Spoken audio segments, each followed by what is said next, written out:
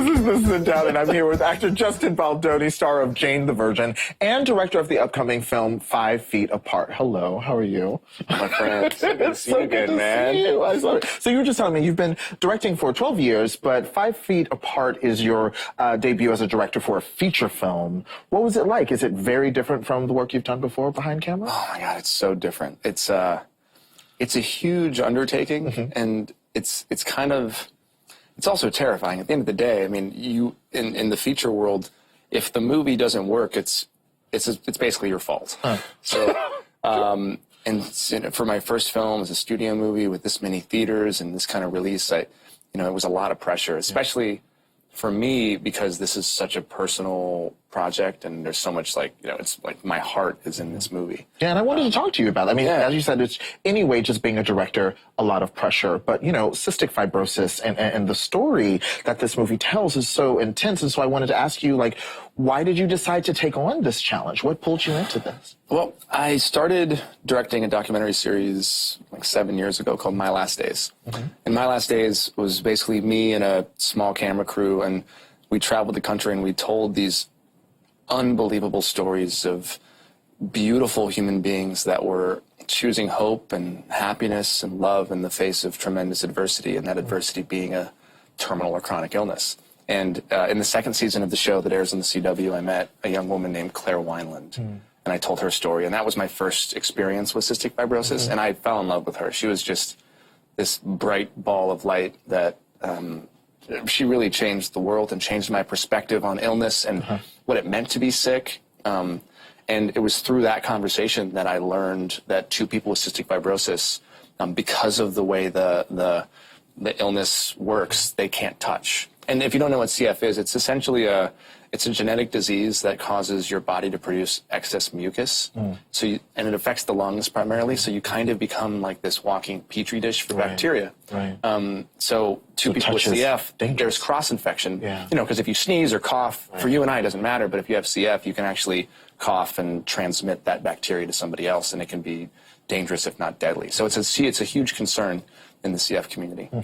And so obviously, very emotional. I mean, I'm trying not to think about some of the things while I'm talking to you. But so to that point, what was it like on set? How did you kind of guide everyone through these very difficult scenes? How did you find opportunities for levity or joy? It's a great question. So, it is heavy, but I also feel like it's equally joyful and funny. Every time we've tested the film, we realize there's far more laugh moments than there are cry moments. And what I learned, especially from Claire, and we made another documentary about a dear friend of mine with CF named Travis Flores. And just a quick sidebar, Travis right now is fighting for his life. He's had 2 double lung transplants, and both have failed. He's in chronic rejection, and he's trying to get a third right now. But again, these people have taught me that there are just as many beautiful, funny moments when you are chronically or terminally ill, then as there are sad moments. And many of them know how to live far better than you or I. I mean, it's pretty amazing. So for me, it was just about balance. It's like, you can't have, the movie doesn't work if it's all sad. The whole point of making this movie is to inspire people, to appreciate life, to look at love in a unique way, to realize that, that intimacy is not dependent on human touch, right? That sex and love are not synonymous. So there's all these different big themes. And so for us on set, it was just all about how can we also bring ourselves to this? How can we bring light to this? How can we infuse these scenes with truth and sincerity? So it was actually quite a uplifting environment for the actors. And also Haley and Cole are just massive goofballs. So that helps. They'd have these moments where they're in their scene, or Haley's sobbing, or they're super intense, and then a couple minutes later they're making fart jokes, and it's all right. It's all happening. It's all happening. Well, speaking of joy, this morning has been a delight because of the college admissions scandal. It makes me so happy. It's so funny. I don't know if it's funny for the people involved. That's true, but I'm getting my life. I just heard about it. Oh, you just heard about it? So you're a parent to two adorable kids as well. So. I am parents to, yes, I am parents a father to two sweethearts. Oh my God. So, I mean, what's it like as a parent seeing this unfold? I mean, I asked you literally when Justin walked on set, I was like, have you committed any crimes today? No. He said on the record, no. Yes.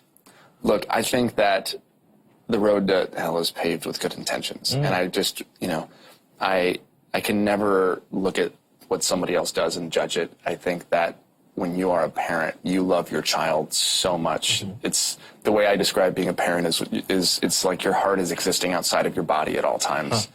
And you don't have the protection of your rib cage. It's just out in the world. Right. And it's such a vulnerable thing to be a parent. And so, look, you only want what's best for your child, and I think that some people get caught up maybe in ideas or schemes and don't even realize they're breaking the law because they're so in love with their children and their hope for everyone wants their child to have a beautiful future and the best opportunity. Right.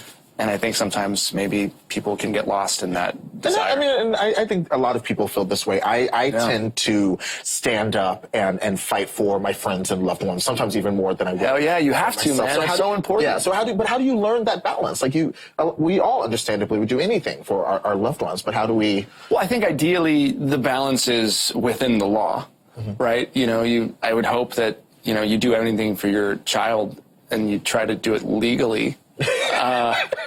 That's at least the way I'm. I just hit me again. How surreal this is. That's the way I'm going to think about it. But but at the same time, I didn't score high on my SATs, and if it weren't for athletics, I probably wouldn't have even gone to a good school. I mean, I didn't even graduate college. I left to pursue my dreams. So you're sitting next to someone that didn't graduate college. So it's worked out so far, but at the same time, it's really important. You want your kids to have the best chance at life possible. Fair. And it's a tough world. So I don't really look at it. I just don't, I just wish everybody the best and I hope it works out for them. That's true. I don't. I want drama out there. So your job depends on it. Shit, gives me something to talk about. Now, I can feel Twitter looking at me, so we need to talk about Jane the Virgin.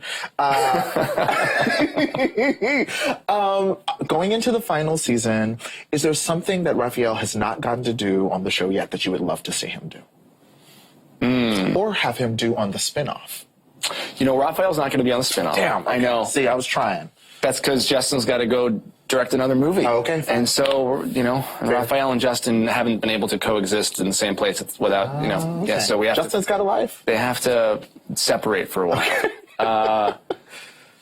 I'm just really excited about this final season. I think that it's really well written. Jenny Ehrman, our show creator, has done such a beautiful job, and it's just the story. You don't know how the storylines can get better, but they do. Okay. And it's been such a joy to play Rafael, man. This guy is such a huge part of me. And to see his growth as a man, right? As kind of I've been growing as a man and talking about the things that I've been talking about, and to see him kind of embodying a lot of these things has been just a really cool chapter in my life. I became a parent at the same time as he did. Wow. And it's just been really special. So I think fans can expect a full and happy season with a lot of drama and a nice ending. Can you give us any hints? I think you're gonna, if you're watching on your phone, you might throw your phone. If you're, okay. If you watch watching Jane the Virgin on your phone sounds like I don't know. I don't know. Yeah, but unfortunately, that's the world we live in, right? Most people are watching on their phones right now. Right. But that's true. I think that you'll drop your phone. It's going to be a lot of those kind of moments, like no, yes, no, yes. Do you want Rafael and Jane to end up together? Like you personally, Justin? Do you want that? I think I do. Okay. Yeah. Look, I think that they make each other better. I think Jane, she's definitely happier with him. That's my yeah, but I also love what Jane does to Rafael. She challenges him and she pushes him, and he wants to be a better man because she's in his life. And I relate to that with my wife Emily, who does the same thing for me. That'd be a mess if it weren't for her. Oh, that's so good. That's like Toni Morrison in Beloved, a character says, I didn't fall in love with you, I rose in love with you. That's exactly what it is. And I think that the right person is a mirror to you and never lets you settle and pushes you to be the best version of yourself. And I think that that they do that for each other, which is why I think it's a great love story. I love it. And this is why Justin Baldoni is a man, children. We love him. We stand. Justin, thank you for coming back. This is your second time on the show. Yeah, it's such a pleasure. Fun. And congrats on everything, man. Of course. And congrats to you. 5 Feet Apart hits theaters on Friday, March 15th. That is so soon. Up next, Isaac and I are going to read more of your tweets.